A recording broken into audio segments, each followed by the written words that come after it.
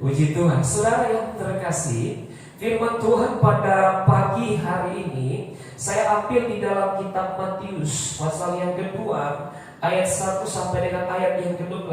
Namun saya hanya akan bagi atau saya akan hanya menjelaskan perbagian sebagaimana hikmat yang Tuhan berikan kepada saya untuk saya menjelaskan pesan Tuhan, untuk menjelaskan pesan-pesan Tuhan yang terkandung di dalam pembacaan firman Tuhan ini, yang sangat-sangat penting untuk kita lakukan, untuk kita perhatikan. Karena sebagaimana orang Majus, mereka mencari Yesus, mencari Tuhan dan menyembah Yesus. Demikian saudara dan saya, kita diperhadapkan untuk mencari Tuhan. Karena sebagaimana petunjuk Tuhan kemarin, bahwa tak dapat tiada masa-masa yang sukar akan terjadi, hari-hari yang jahat akan terjadi. Bahkan Tuhan sudah katakan akan ada perkara yang mengerikan. Tidak ada jalan keluar bagi saudara dan saya selain kita datang kepada Tuhan. Tidak ada perlindungan yang paling kuat di dalam hidup kita selain kita datang di bawah kaki salibnya Tuhan. Tidak ada pelarian yang paling aman, paling nyaman, yang menjamin hidup kita selain kita datang berlindung kepada Tuhan, selain kita mencari Tuhan. Tetapi ketika kita mencari Tuhan, ada hal-hal yang keliru yang telah dilakukan oleh orang-orang Majus, sehingga saudara terjadi atau terjadi hal-hal yang seharusnya tidak perlu terjadi. Dan itu yang nanti kita akan baca terlebih dahulu di dalam Matius pasal yang kedua ayat 1 sampai ayat yang keempat. Kita akan baca dan menghormati pembacaan firman Tuhan. Saya undang kita bangkit berdiri.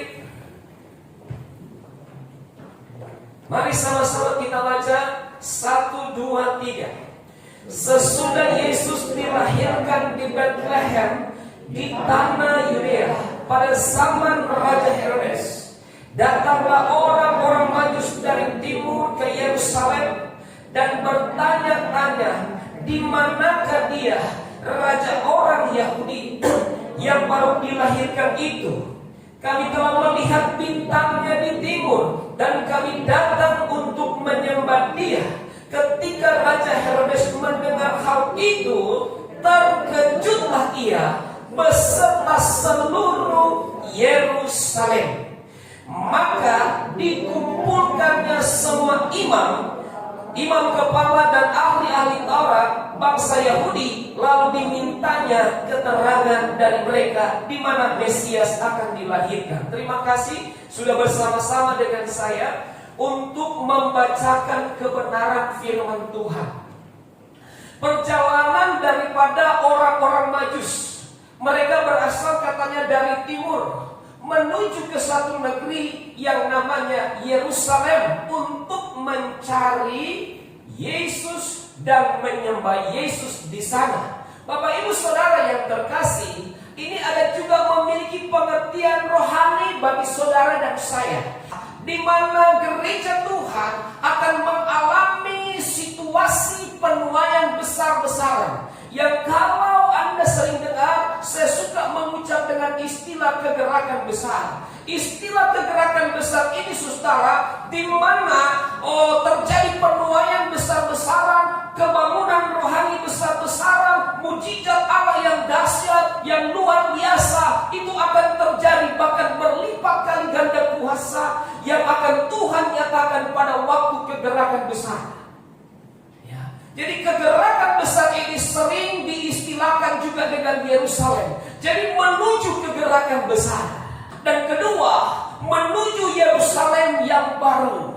Kita mencari Tuhan yang sudah menyediakan tempat bagi saudara dan saya. Dia telah mendahului kita, dia mati, dia bangkit, dia naik ke surga, bahkan menyediakan tempat bagi kita. Yerusalem yang baru sudah disiapkan Tuhan bagi saudara dan saya. Dan dalam perjalanan kita dari timur, dari sini saudara, dari dunia ini sampai ke Yerusalem, ada hal-hal yang harus kita perhatikan supaya apa yang dilakukan para Majus itu tidak kita lakukan di dalam kehidupan kita.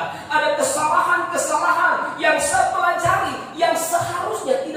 dilakukan oleh para Majus, tetapi mereka lakukan sekalipun mereka bertemu dengan Yesus.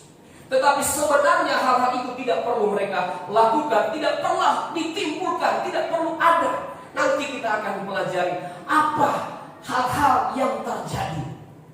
Jadi perjalanan para Majus dari timur ke Yerusalem sama dengan perjalanan saudara dan saya untuk ke Yerusalem surgawi. Ada amin? Amin. Ya, ada hal-hal yang harus kita pahami dan pesan bagi kita supaya kesalahan-kesalahan para Majus itu tidak kita lakukan di dalam kehidupan kita. Kita perhatikan ayat yang ketiga dalam pembacaan tadi, dikatakan Matius 2 ayat 3.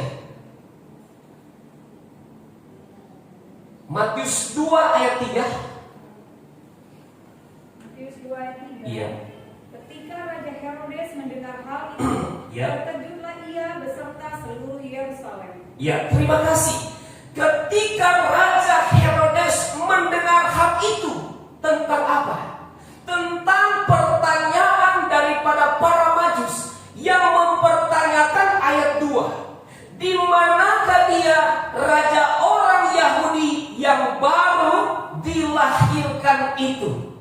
Ya, pertanyaan ini saudara tentu membuat Raja Herodes terkejut, karena dia sebagai penguasa Yerusalem pada waktu itu, dia sebagai penguasa, sebagai pemerintah Yerusalem pada waktu itu. Kemudian dia berkata bahwa ada seorang raja Yahudi, raja baru, raja yang akan tentunya secara tidak langsung dia berpikir akan menggantikan dia, yang akan menggantikan posisi saya sebagai raja Yahudi pada waktu itu.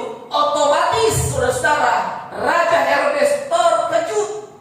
Bahkan bukan cuma Herodes yang terkejut, tetapi penduduk Yerusalem bahkan sekitarnya heboh lantaran pertanyaan yang disampaikan oleh para Majus. Karena pertanyaan yang disampaikan oleh para Majus, saudara, kalau ibarat sekarang itu berita yang sangat-sangat sensitif.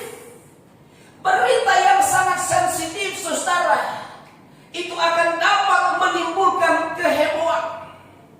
Bahkan bukan cuma kehebohan, menimbulkan kepanikan luar biasa. Ya, akan menimbulkan ketersinggungan kepada pihak-pihak lain. Pertanyaan yang disampaikan oleh para Majus, di manakah dia, raja orang Yahudi yang telah dilahirkan? Kehebohan itu sebenarnya tidak perlu terjadi. Ada amin? Kehebohan, kepanikan, kerusuhan mungkin, kericuhan yang terjadi pada waktu itu seharusnya tidak perlu terjadi. Ya. Ketika mereka mencari Tuhan, kegaduhan itu tidak perlu harus ada. Ya. Tidak perlu harus ada kepanikan. Bahkan saudara, memunculkan kemarahan daripada Raja Herodes. Mereka mencari Tuhan tidak perlu harus mengakibatkan bukan cuma kepanikan, bukan cuma kegaduhan, bahkan terlebih yang terjadi adalah kematian anak-anak yang tidak bersalah. Coba kita buka Alkitab, Matius pasal yang kedua ayat 16 sampai ayat yang ke-18. Matius 2 ayat 16. Sama-sama kita baca 1, 2, 3. Ketika Herodes tahu bahwa ia telah diperdayakan oleh orang-orang Majus itu, ia sangat marah. Lalu ia menyuruh membunuh semua anak di Bethlehem dan sekitarnya, yaitu anak-anak yang berumur 2 tahun ke bawah, sesuai dengan waktu yang dapat diketahuinya dari orang-orang Majus itu. Ayat selanjutnya 17. Dengan demikian kenal firman yang disampaikan oleh Nabi Yeremia seterusnya.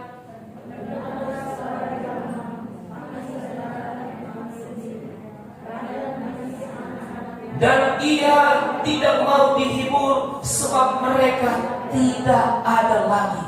Ibu bapak saudara yang dikasihi, yang dicintai oleh Tuhan Yesus Kristus, seharusnya kematian anak-anak yang di bawah umur 2 tahun, seharusnya kematian bayi ini tidak perlu ada. Tidak perlu membangkitkan kemarahan daripada Herodes sehingga dia harus membinasakan mereka yang tidak bersalah. Ya, ibu bapak saudara yang terkasih, seandainya Herodes pada waktu itu mereka berpikir bijaksana, mereka berpikir dengan hikmat bahwa kalimat yang mereka bawa itu, pertanyaan yang mereka bawa itu adalah mengandung sesuatu yang sangat sensitif, yang dapat menggoncangkan Yerusalem, yang dapat menggoncangkan Raja Herodes. Seharusnya dia tidak pergi dan kemudian bertanya-tanya, karena perkataannya itu mengakibatkan hal-hal yang tidak penting. Bahkan ketika pun dia menikmati sajian bersama dengan Herodes, para majus ini, ketika mereka hadir di istana, saya mau katakan itu tidak penting. Itu tidak perlu, saudara. Karena yang terpenting adalah tujuan dari para majus. Para majus punya tujuan bertemu Yesus, itu saja. Mereka datang jauh-jauh bukan datang untuk bertemu Herodes. Mereka datang jauh-jauh untuk bertemu dengan Yesus. Itu tujuan utama mereka, saudara. Jauh-jauh dari timur hanya untuk bertemu Yesus, karena memang itu adalah tujuan utama mereka. Tetapi saudara yang terkasih, yang tidak penting tadi, yang tidak perlu terjadi tadi, tidak perlu bertemu dengan Herodes, tidak perlu membangkitkan kemarahan Herodes, tidak perlu menikmati makanan sajian daripada Herodes, tidak perlu saudara ada kegaduhan, tidak perlu ada kepanikan di tengah-tengah bangsa Yahudi pada waktu itu. Dan sekali lagi, itu tidak penting, itu tidak perlu terjadi. Yang ingin saya katakan, kalau mereka menahan diri untuk tidak mengucapkan perkataan itu, maka hal-hal tadi tidak terjadi. Kalau mereka menahan diri mereka untuk tidak berkata-kata, asalkan mereka berhikmat, maka hal-hal tadi tidak terjadi. Kasihan, ada bayi-bayi yang mengalami kematian. Bapak Ibu tahu gak kita? Terkadang persoalan yang muncul di tengah-tengah keluarga kita, di tengah-tengah pekerjaan kita, di tengah-tengah pribadi kita, ya, itu semua hal-hal yang tidak perlu terjadi sebenarnya. Ya, itu tidak perlu terjadi seandainya kita menahan diri, seandainya saudara kita menahan kalimat-kalimat kita, maka tentunya tidak akan terjadi persoalan-persoalan di dalam hidup kita. Ya. Kita punya tujuan yang sama seperti orang Majus. Tujuan utama cari Yesus, sembah Yesus, diselamatkan oleh Yesus. Tetapi terkadang karena kesalahan-kesalahan kita yang tidak bisa menahan diri, sekali lagi, yang kedua saudara, kita tidak bisa untuk sabar, sehingga pada akhirnya saudaraku timbullah persoalan-persoalan yang seharusnya tidak perlu ada di dalam hidup, ya, yang seharusnya tidak perlu ada di dalam rumah tangga, yang seharusnya tidak perlu ada di tengah-tengah pribadi. Tidak perlu. Ya.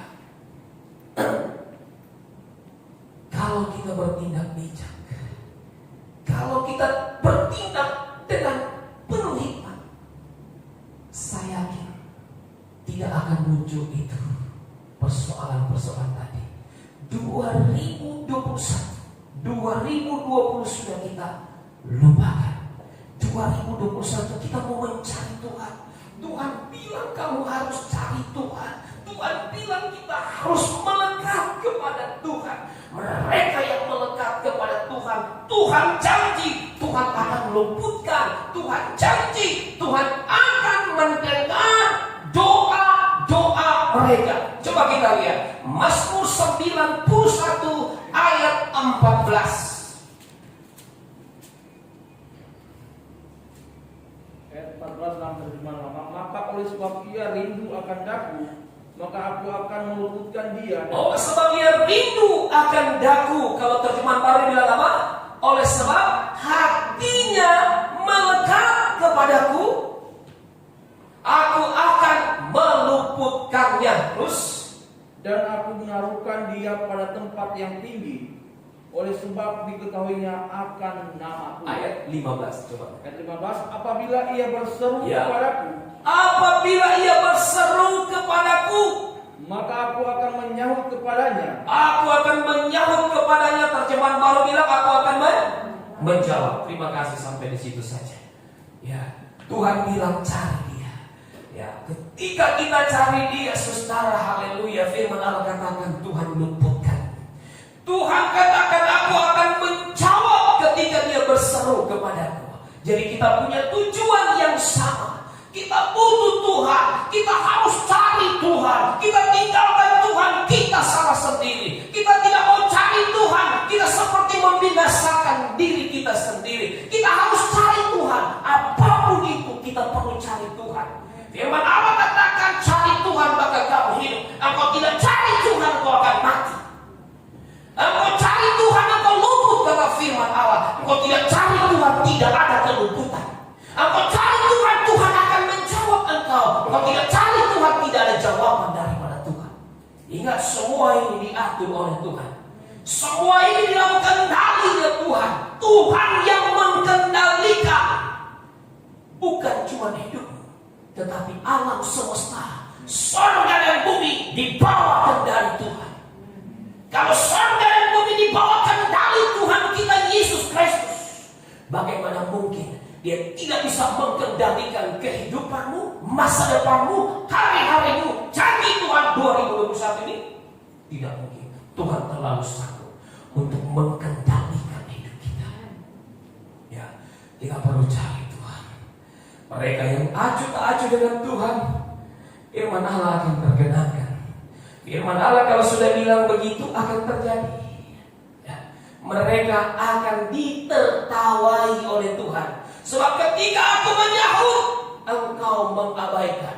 Ketika aku berbicara, engkau tidak mendengarkan. Mereka yang tidak mendengarkan, mereka yang mengabaikan. Ketika Tuhan berbicara, ketika celaka datang, Tuhan akan mengolok mereka.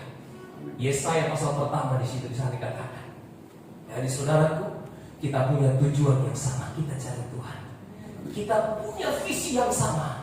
Jauh-jauh kita berjuang untuk cari Tuhan. Ada amin? 2021 sama-sama kita datang kepada Tuhan. Sama-sama kita bergandeng tangan. Ya, luka lama tidak ada lagi, saudara. Ya, masa lalu tidak ada lagi, saudara. Ya, kita sudah berdamai. Kita sudah mengambil satu langkah perdamaian dengan Tuhan. Kita sudah mengambil langkah untuk kita bergandengan tangan. Lebih enak bergandengan tangan daripada bersatu-satu. Lebih enak bersama-sama daripada bersatu-satu. Ada amin? Bersatu kita tentu bercerai di dalam. Biarpun kuat, mampu, tapi kalau bersatu-satu kita akan terceraikan. Ya, jadi harus ada persatuan. Ya, sama-sama kita perlu mencari Tuhan dalam barisan persatuan, saudara. Dan jangan ada hal-hal yang tidak perlu terjadi karena visi kita sama. Ada amin? Amin. Kita punya kerinduan yang sama. Kita punya kerinduan sama. Pak Eki punya kerinduan, saya juga punya kerinduan yang sama. Kita punya kerinduan yang sama, ya. Jadi 2021 ini, saudara, tidak perlu ada lagi hal-hal yang tidak penting, hal-hal yang tidak perlu, apalagi saudara, hal-hal yang nantinya akan menyakiti kita masing-masing.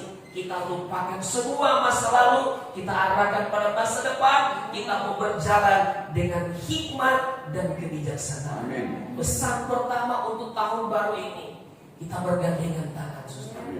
Kita datang gak usah lihat-lihat kesalahan orang lain.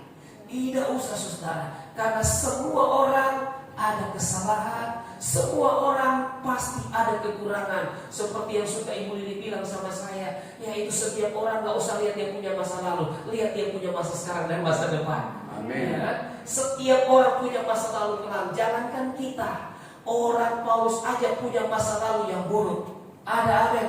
Amin. Ya, Petrus punya masa lalu yang buruk. Petrus punya masa lalu dia menyangkal Tuhan bukan cuma 1 kali, tapi dia menyangkal Tuhan sampai 3 kali. Paulus dia membunuh, saudara. Mereka punya masa lalu yang jelek, tetapi kemudian ketika mereka di dalam Kristus seperti hamba Tuhan Angel kasih di WA, yang lalu berlalu, yang baru sudah terbit. Amin. Amin. Ya kan? Yang baru sudah terbit.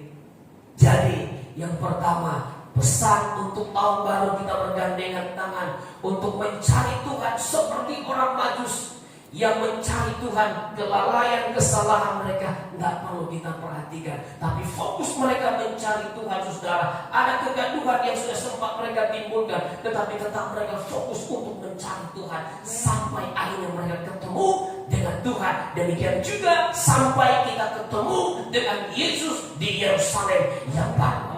Haleluya. Hal yang kedua, saudara yang terkasih, yang ingin saya bagikan untuk kita semua, Matius 2 ayat 1 dan 2. Kalau tadi saya fokus pada ayat 3, saya fokus ini pada ayat yang kedua. Kita baca sama-sama 2, 3. Sesudah Yesus dilahirkan di Bethlehem di tanah Yudea pada zaman Raja Herodes, datanglah orang-orang Majus dari timur ke Yerusalem dan bertanya-tanya di manakah dia, raja orang Yahudi yang baru dilahirkan itu. Kami telah melihat bintangnya di timur dan kami datang untuk menyembah dia. Ya. Dikatakan begini, kami telah melihat bintangnya di timur. Berarti itu petunjuk. Itu ada petunjuk Tuhan kepada orang-orang Majus. Mereka kenal, mereka tahu bahwa bintang itu yang ditunjukkan Tuhan kepada mereka adalah menunjukkan, pertama adalah Yesus sudah lahir, dan yang kedua, bintang itu menunjukkan ketika dia berada di posisi tersebut, disitulah bayi Yesus berada. Ya. Mereka sudah tahu, mereka percaya bahwa itu adalah pembuktian, petunjuk bahwa Yesus sudah lahir dan Yesus lahir di sana. Tetapi di dalam perjalanan mereka, saudara, aneh tapi nyata, mereka bertanya-tanya kepada penduduk Yerusalem. Artinya apa? Ada sedikit keraguan, ada sedikit kebimbangan, ada sedikit ketidakpercayaan di dalam diri para Majus, sehingga mereka bertanya. Padahal mereka sudah lihat ada bintang, dan padahal mereka tahu di mana bintang itu berada, maka di situ Yesus berada. Itu petunjuk Tuhan. Tetapi sangat disayangkan mereka tidak percaya dengan petunjuk Tuhan. Ini kesalahan mereka. Karena ketidakpercayaan mereka terhadap petunjuk Tuhan membawa mereka bertemu dengan Raja Herodes. Raja Herodes adalah bayangan daripada raja penguasa dunia ini. Itulah Lucifer secara rohani kalau kita artikan. Dalam pencarian kita tentang Yesus, dalam usaha kita mencari Yesus, saudara, saya mau katakan teguhkan iman dan percaya kita bahwa petunjuk-petunjuk Tuhan itu ya dan amin. Kalau Tuhan sudah kasih petunjuk kepada kita, bahkan petunjuk itu berulang-ulang, saudara, percayalah itu akan terjadi. Kalau sampai Tuhan kasih petunjuk, apalagi sudah dengan penglihatan, akan terjadi. Kalau Tuhan sudah berikan petunjuk, ya. Saya coba kembali menyaksikan bagaimana peristiwa yang pernah terjadi, ya, tentang almarhum daripada anak daripada Oma Mika. Ya. Tuhan sudah tunjukkan terlebih dahulu kepada Shalom pada waktu itu, saudara. Tidak lama sesudah itu, ada mungkin 2 minggu, meninggal dunia, jatuh di kamar mandi. Jadi sebelum dia meninggal, sudah Tuhan tunjukkan lewat penglihatan. Ya. Dan mau tidak mau, karena itu petunjuk Tuhan, kita harus berusaha percaya. Walaupun sepertinya ini, kasihan. Namun itulah yang terjadi 2 minggu, sekitar 2 minggu atau tidak sampai 2 minggu waktu itu, meninggal dunia. Jadi petunjuk-petunjuk Tuhan, saudara, kalau itu sampai berulang-ulang Tuhan tunjukkan, maka demikian kita perlu percaya. Jangan sampai timbul ketidakpercayaan, dan pada akhirnya ketidakpercayaan itu membuat kita bertanya-tanya kepada Herodes. Itu yang bahaya. Itu yang salah pada akhirnya. Ya, sama seperti kerinduan dari Raja Saul mau berjumpa dengan siapa? Dengan Samuel. Tetapi saudara yang terkasih, yang terjadi adalah dia bertanya kepada dukun. Ya. Dia bertanya kepada dukun, dan hal itu sangat menyakiti hati Tuhan. Ya.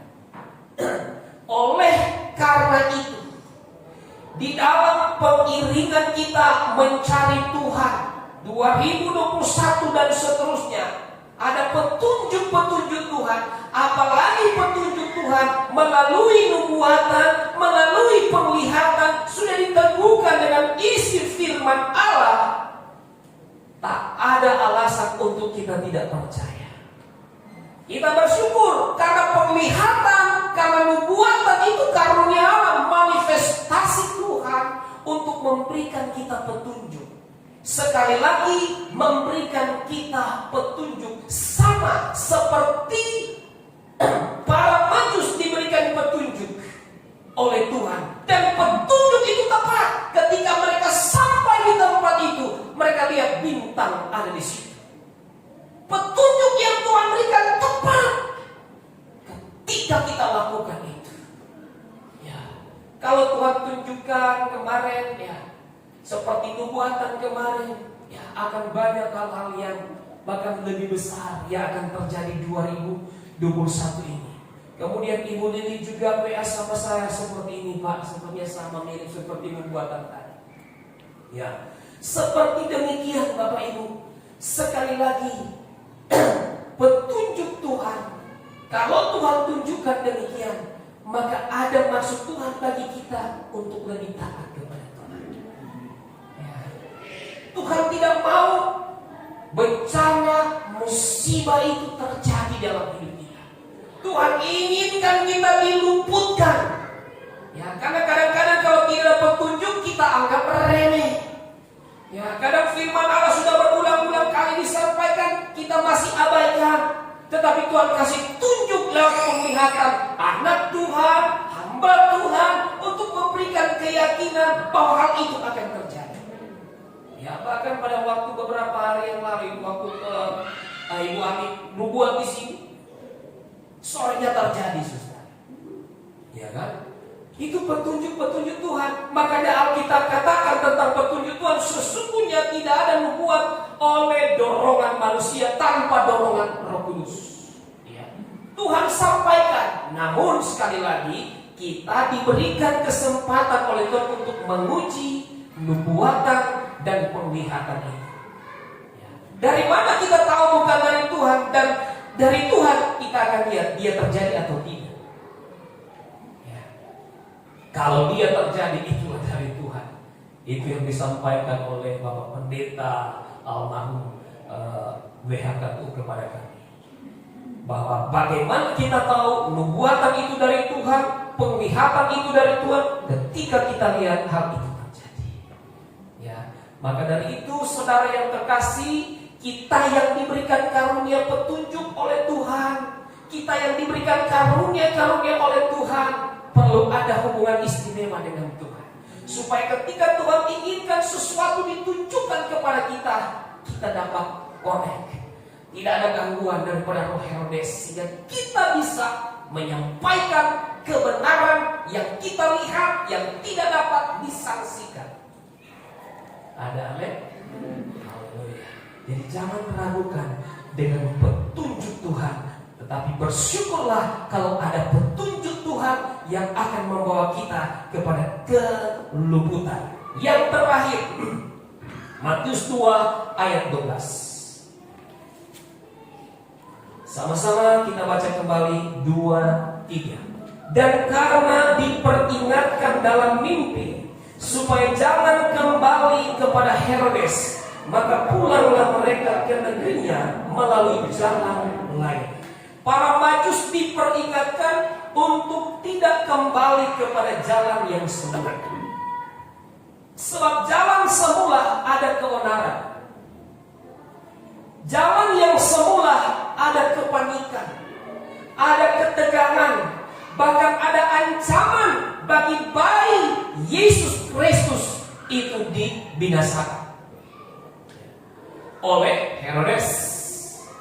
Ya, bahkan pada zaman yang semula ada kematian rohani di sana.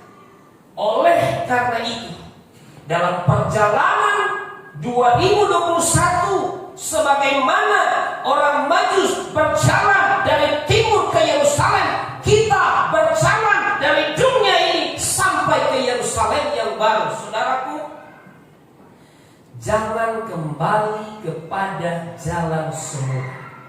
Jangan kembali kepada jalan yang telah membuat kita jauh dari Tuhan. Jangan kembali daripada masa lalu kita yang tidak berkenan kepada Tuhan.